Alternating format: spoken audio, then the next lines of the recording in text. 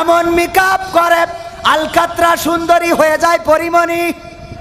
ওরে বাবা, এখনকার যুবকরা চালাক আছে, আগে ওই দেখে পাগল হয়ে যেত, আর পাগল হয়ে যাওয়ার পরে ওই দেখে প্রেম করে বিয়ে করে যখন বাড়িতে নিয়ে যেত, যাওয়ার পরে এইবার এক গোসলের পরে মেকআপ ধুয়ে গেল রে, সকালবেলায় বলে আব্বা আইডা চলবে না রে। ঠিক না বেঠে? আগের সময় এইগুলো ঘটেছে, তবে এখনকার যুবকরা খুবই ট্যালেন্ট। ওরা চেহারা দেখার আগে আগে পার দিকে তাকায়, কারণ পারই তো আর মেকআপ করে না। যদি পার রং আর চেহারার রঙের মধ্যে ডিফারেন্স হয় তাইলে বলে আসসালামু আলাইকুম বিআই সাহেব। কি কথা কয় না? এখন চালাক আছে না নাই? আজকালকের ছেলেরা বই নিয়ে আর বসে না, ও বাবা মোবাইলে সার্চ করিয়া পড়ে। ওরে কালের মেয়েরা কোরআন হাদিস ধরে না, এখনকার মা বোনেরা কোরআন হাদিস পড়ে না, ও আল্লাহ টিকটকে ভিডিও ওরা করে। কথা কয় না? করে না, করে না। আগের সময় যখন মেয়ে দেখতে যেত বলতো মাগো কোরআন পড়তে পারো কিনা, কোরআন পড়তে পারো কিনা, সূরা ইয়াসিন মুখস্থ আছে কিনা, আয়াতুল কুরসি কোন সূরায় আছে হবে কিনা, দুরূদ ইব্রাহিমটা পড়ো, আয়াতুল কুরসিটা পড়ো, দুআয়ে কুনুতটা পড়ো। আর এখন যে বলে মাগো তোমার টিকটক আইডিতে ফলোয়ার কত? সুবহানাল্লাহ। কি হবে? বলে না, বলে না। ফেসবুকে ফ্রেন্ডস কত, ফলোয়ার্স কত? ফেসবুকটা কি প্রফেশনাল মুডে নিয়েছেন? আর্নিং কি হয়? কি কব? এখন আর কোরআন ধরে না, কোরআন পড়ে না, পড়তেও বলে না, দরকারও হয় না। এই কোরআনটা, যেই কোরআন আসলো মানুষের মুক্তির জন্য, শান্তির জন্য, আমার মা বোনেরাও কোরআন মানতে চায় না। সকালবেলায় আগে যদি মসজিদ থেকে বাড়িতে যাওয়ার সময় গুনগুন করে মা বোনদের কোরআন তেলাওয়াতের আওয়াজ শোনা যেত, আমার মা বোনেরা কোরআন পড়তো কত মধুর সুরে। আর এখনকার মা বোনেরা কোরআন পড়ে না রে, বরং এখন গান গায়, ওরে আমার স্বামী আমার যেমন তেমন, দেওরাই আমার মনের মতো। কথা কয় না? গায় না, গায় না? এইগুলো উল্টো পাল্টা করে বেড়ায়। আর এই জন্যই ওই স্বামী আবার গায়, আমি পারি না আর পারি না, আমি কেন মরি না, আজরাইল কি চিনে না আমার হে গো, আমি পারি না আর পারি না। হয়তো 2 দিন পরে মরব, আগে মরলে কি ক্ষতি?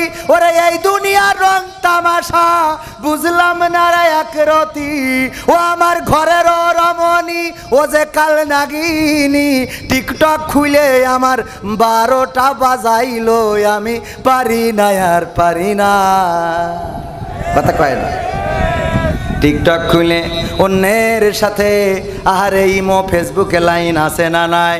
স্বামীর সাথে ভালো করে কথা বলে না, স্বামীর সাথে ভালো করে কথা বলা তো দূরের কথা, স্বামী যদি কোনো কথা বলে সহ্য হয় না। আল্লাহর নবী সাল্লাল্লাহু আলাইহি সাল্লাম মেরাজ থেকে আসলেন, এসে বললেন ওগো নারীরা বেশি বেশি সাদাকা করো, বেশি বেশি দান করো। আল্লাহর নবী বললেন নারীরা বেশি বেশি দান করো।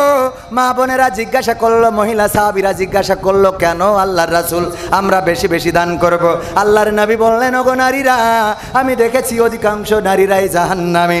আল্লাহর নবীকে প্রশ্ন করা হলো, ওগো বিশ্ব নবী কোন অপরাধের কারণে নারীরা বেশি জাহান্নামী? আল্লাহর রাসূল সাল্লাল্লাহু আলাইহি সাল্লাম বললেন 2টা কারণে নারীরা বেশি জাহান্নামী। কারণ কয়টা? কারণ কয়টা? জোরে বলেন কয়টা? এই 2টা কারণ জানার দরকার আছে না নাই?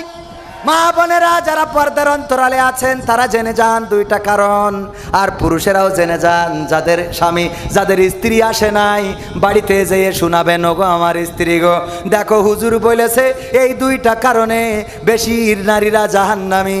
সুতরাং এই 2টা কারণ থেকে মুক্ত থাকো। এই কথা কি বলা যাবে না? যাবে না? বলা যাবে না? যাবে না? কিন্তু এখনকার স্বামীরা ওরা কি বলবে? ওয়াজ তো শোনেই না, বরং অনেকেই উঠে হাঁটা দেয়, চায়ের দোকানে আছে, তাসের আড্ডায় আছে।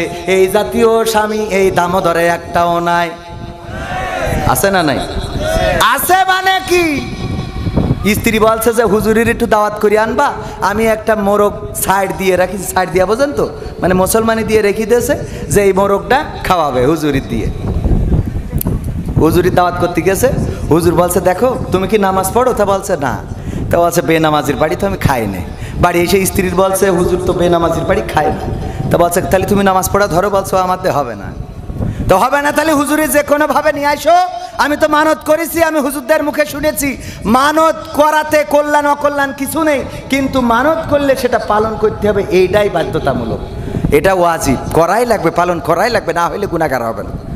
তো আমি যেহেতু হুজুরের নামে রেখেছি মোরগটা জবাই করে খাওয়াবো, তুমি হয় নামাজ পড়ো, না হইলে যে কোনো কৌশলে নিয়ে আসো। বলছে তাহলে 2-3টা দিন যাক, আমি যে কোনোভাবে এনে দেবান, শুনেছি বোঝ জন্য মিথ্যে কথা বলা জায়েজ আছে, তা আমি মিজি কথা বলি নিয়ে আসবানে। হুজুরি যেয়ে 3-4 দিন পরে বলছে হুজুর আমি নামাজ পড়া ধরেছি, আসেন আমার বাড়ি আজকে দাওয়াত নেন। বলছে ঠিক আছে নিলাম। হুজুর এই শীত খাওয়ার যখন গোস্ত মোস্ত সব সামনে, বলছে একটু পরীক্ষা হয়ে যাক, নামাজ পড়ছেন তো সত্যি সত্যি? বলছে হুজুর কি খবর, ডাইরেক্ট নামাজ পড়ছি। বলছে তাহলে বলেন তো ফজরের ফরজ নামাজ কয় রাকাত? স্ত্রী রান্নাঘরতে দেখাই দিয়েছে, কারণ ও তো জানে এ খাটাস ফজরে নামাজ পড়া তো দূরের কথা, 12টার আগে ঘুম ভাঙে না। বলছে 2 রাকাত। বলছে হুজুর খেয়ে নেন, খাওয়ার সময় কথা বলতে নেই। শয়তান, খাওয়ার সময় কথা বলা যায় না। হুজুর আপনি খেয়ে নেন, লাস্টে বলবানে কয় না আগে পরীক্ষা, ফজরের ফরজ নামাজ কয় রাকাত বলো। বলতেছে হুজুর খান, তারপরে লাস্টে বলবো, শুনে বাড়ি চলে যাবেন। না বলো নাছর বান্দা হুজুর ফজরের ফরজ নামাজ কয় রাকাত? স্ত্রী রান্নাঘরতে বারবার দেখাচ্ছে 2 রাকাত বলো, 2 রাকাত বলো, 2 রাকাত। বলছে হুজুর বলাই কি লাগবে, না বললে তো খাবো না।